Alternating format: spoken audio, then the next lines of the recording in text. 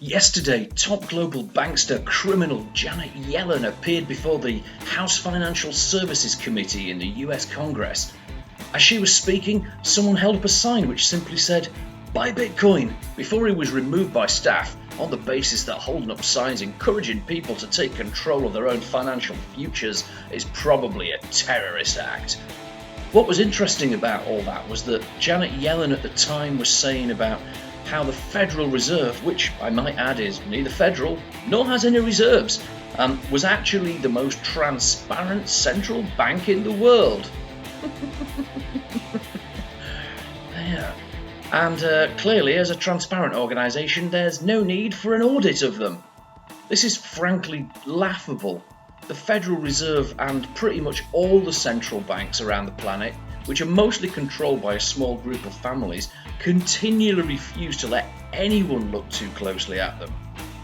But these are the central banks that have been single-handedly responsible for every financial disaster of the last century, which has seen billions stolen from ordinary people, the devaluation of currency to the point of hyperinflation, gross inequality, poverty levels worldwide increasing, war, violence, fraud, interference in politics, and the destabilization of sovereign nations.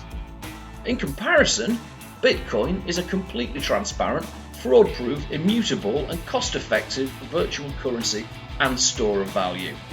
You're never going to hear that from the mainstream media. All you're going to hear is, "Bitcoin is used by terrorists and criminals." This is, frankly, utter bullshit. It's simply the media being an echo chamber for the elites. These are the ones that run the bank, run the governments, and who don't want you to use or even know about Bitcoin and other cryptocurrencies because, well, they threaten to utterly destroy their monopoly money supply. In the last couple of months, we've had 2 outbreaks of ransomware which were trumpeted as the biggest cyber attacks of all time, and which focused attention negatively on Bitcoin being used to extort people. Interestingly, these 2 cyber attacks couldn't even net $100,000 in ransoms, so they weren't that big really. It's also worth pointing out that the ransomware software was actually created by the National Security Agency.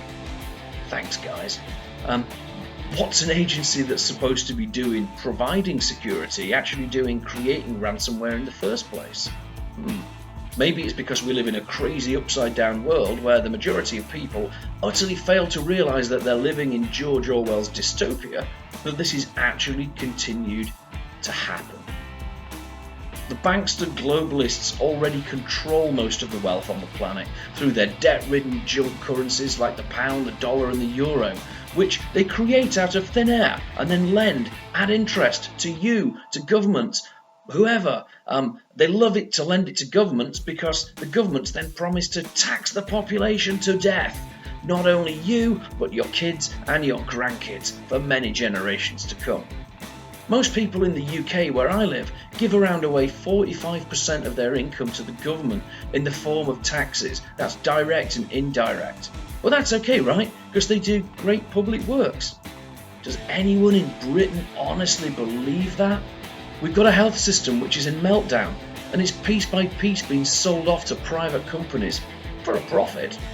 We've got a welfare system which is so dystopian, it's been responsible for record levels of child poverty, not seen since the Victorian era. We've got over 1 million people relying on charity food banks, and people dying because they were too ill to work, but apparently not according to the state. But we do have wars.